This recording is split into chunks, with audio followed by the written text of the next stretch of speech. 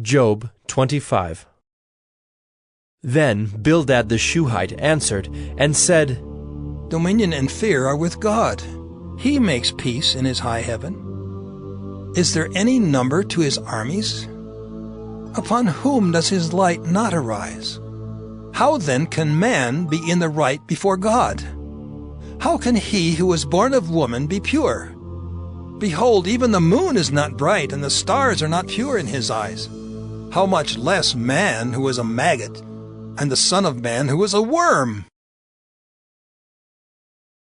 Job 26. Then Job answered and said, How you have helped him who has no power! How you have saved the arm that has no strength! How you have counseled him who has no wisdom, and plentifully declared sound knowledge! With whose help have you uttered words, and with whose breath has come out from you? The dead tremble under the waters and their inhabitants. Sheol is naked before God, and Abaddon has no covering. He stretches out the north over the void, and hangs the earth on nothing. He binds up the waters in his thick clouds, and the cloud is not split open under them. He covers the face of the full moon, and spreads over it his cloud. He has inscribed a circle on the face of the waters at the boundary between light and darkness. The pillars of heaven tremble and are astounded at his rebuke. By his power he stilled the sea.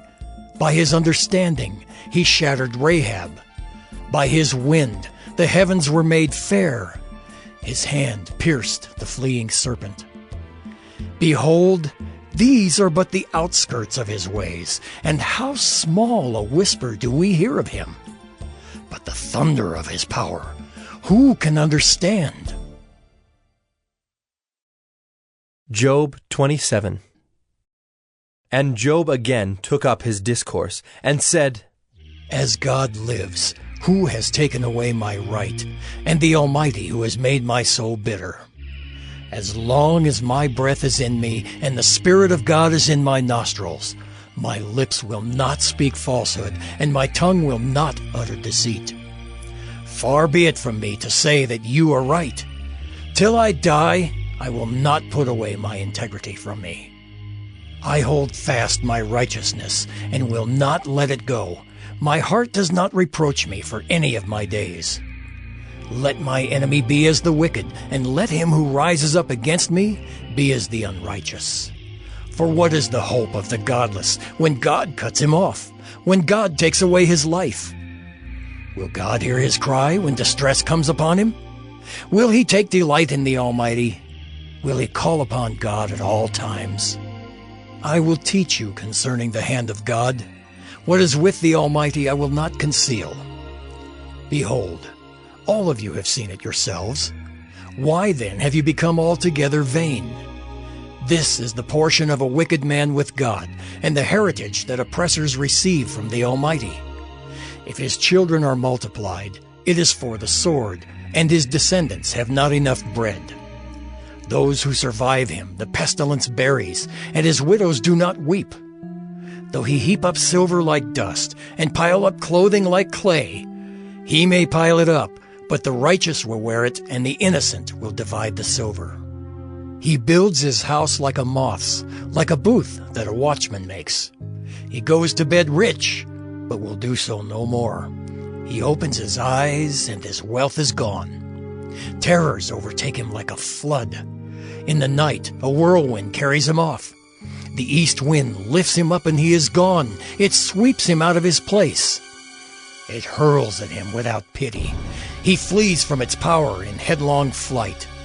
It claps its hands at him and hisses at him from its place. Job 28. Surely there is a mine for silver and a place for gold that they refine. Iron is taken out of the earth, and copper is smelted from the ore. Man puts an end to darkness and searches out to the farthest limit, the ore in gloom and deep darkness. He opens shafts in a valley away from where anyone lives. They are forgotten by travelers. They hang in the air, far away from mankind. They swing to and fro. As for the earth, out of it comes bread, but underneath it is turned up as by fire. Its stones are the place of sapphires, and it has dust of gold. That path no bird of prey knows, and the falcon's eye has not seen it. The proud beasts have not trodden it, the lion has not passed over it. Man puts his hand to the flinty rock and overturns mountains by the roots. He cuts out channels in the rocks, and his eye sees every precious thing. He dams up the streams so that they do not trickle, and the thing that is hidden he brings out to light. But where shall wisdom be found?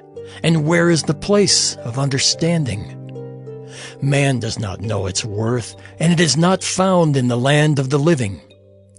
The deep says, "It is not in me," and the sea says, "It is not with me." It cannot be bought for gold, and silver cannot be weighed as its price. It cannot be valued in the gold of Ophir, in precious onyx or sapphire. Gold and glass cannot equal it, nor can it be exchanged for jewels of fine gold. No mention shall be made of coral or of crystal.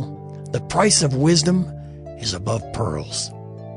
The topaz of Ethiopia cannot equal it, nor can it be valued in pure gold. From where then does wisdom come? And where is the place of understanding? It is hidden from the eyes of all living, and concealed from the birds of the air. Abaddon and Death say, "We have heard a rumor of it with our ears." God understands the way to it, and he knows its place. For he looks to the ends of the earth, and sees everything under the heavens.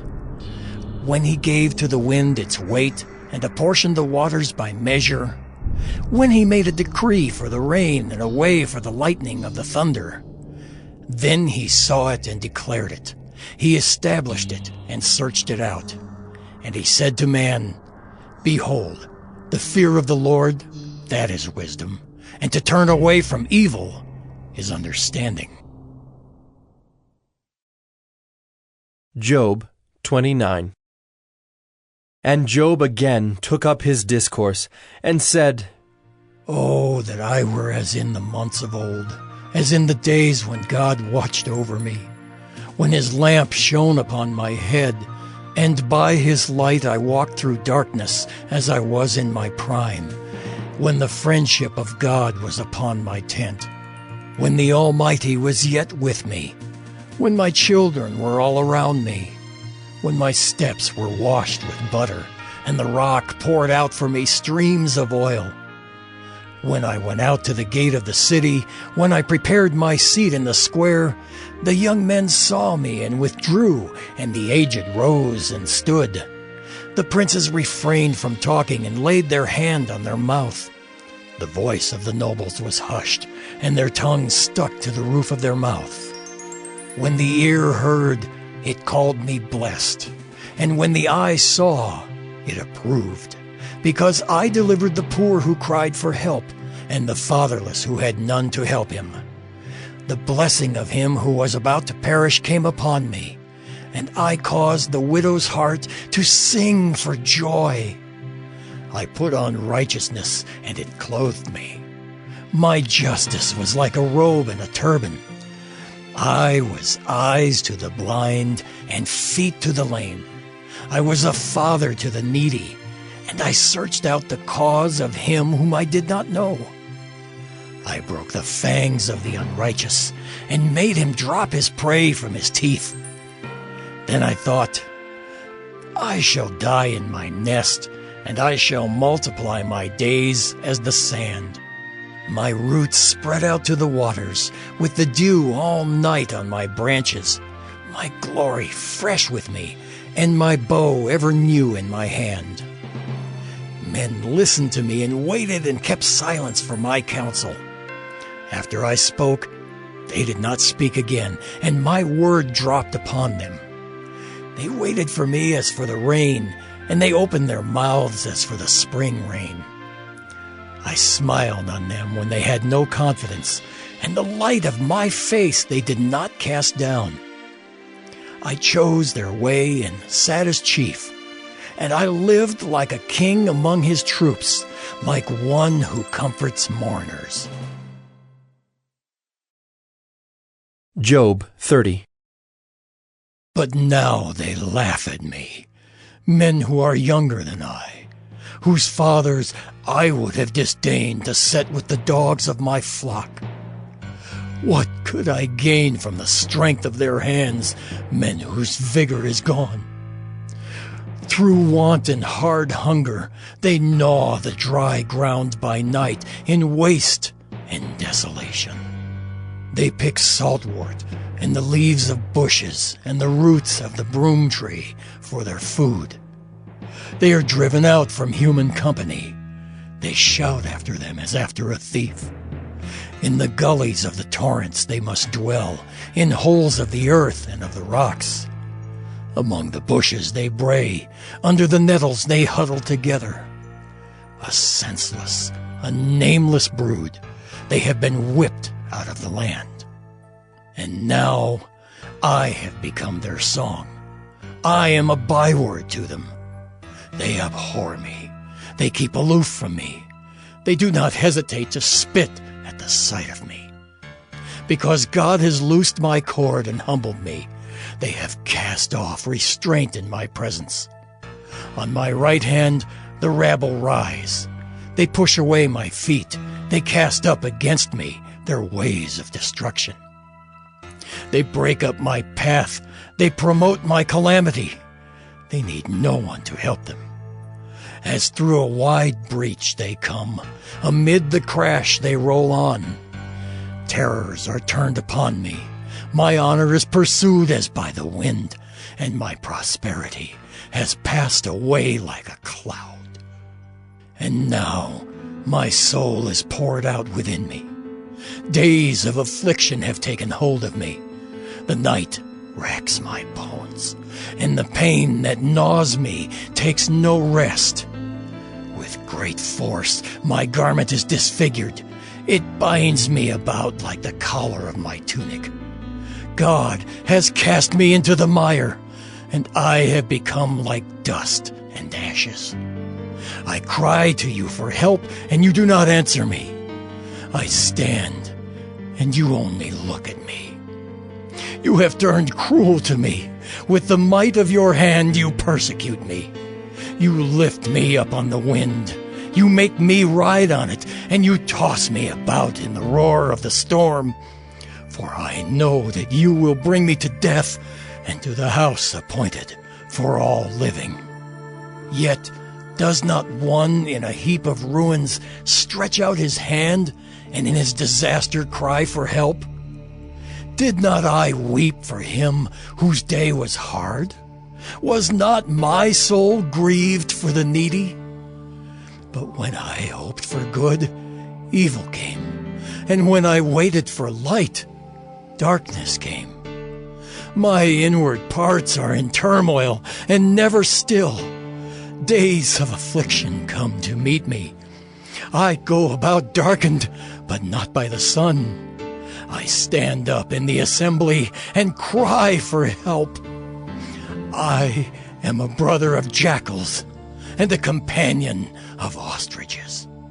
My skin turns black and falls from me, and my bones burn with heat. My lyre is turned to mourning, and my pipe to the voice of those who weep.